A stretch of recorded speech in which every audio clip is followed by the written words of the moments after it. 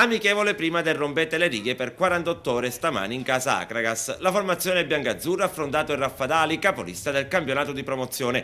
Mondalbano, che ha tenuto a riposo Russo e Biondo, ha proposto dal primo minuto il nuovo arrivato Borrelli, che si è inserito a meraviglia conquistando una miriade di palloni e in avanti si è affidato alla coppia Marasco, apparso in gran forma, e Sant'Angelo. Quest'ultimo ha avuto il merito di rompere il ghiaccio su un assist al bacio dello stesso Marasco. Splendida la rete del 2-0 siglata da Guastella direttamente su calcio di punizione. Per Mondalbano e il suo collega Longo, al di là del risultato, ha contato la condizione delle rispettive squadre che, malgrado il caldo afoso, hanno dato buone risposte. Il tecnico biancazzurro alla fine si è soffermato a parlare di questo finale di stagione molto travagliato per la formazione biancazzurra. Mister, lei è tornato in sella dopo il brusco addio prima di Natale, questa è la sua squadra adesso?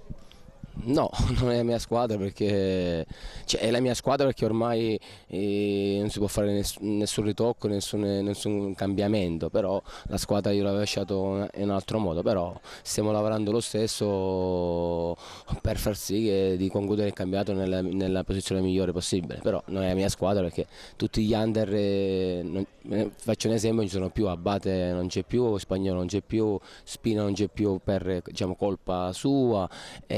Nocera non c'è più, eccetera eccetera. Poi dei grandi, Di Peri non c'è più, Cutaglia non c'è più, De Luca non c'è più, sicuramente qualcuno me lo scorda, però ci sono altri giocatori che validi con caratteristiche diverse. La squadra della sua città natale veleggia verso ormai la Serie D. Lei aveva visto bene, perché con gli scarti dell'Agragas si è fatta grande Ribera.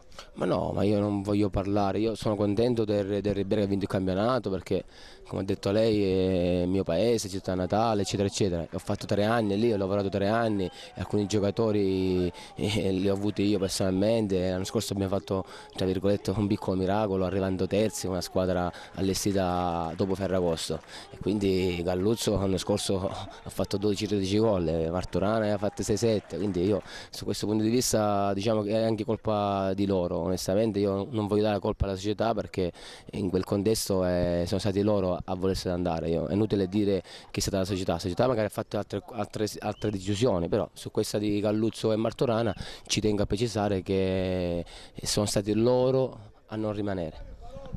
C'è sempre la possibilità di superare l'Alcamo, però l'impresa è ardua. Ma sinceramente io non vendo fumo, non mi illudo, eccetera, eccetera. A vedere il calendario delle squadre che ormai diciamo che sta per terminare è molto difficile.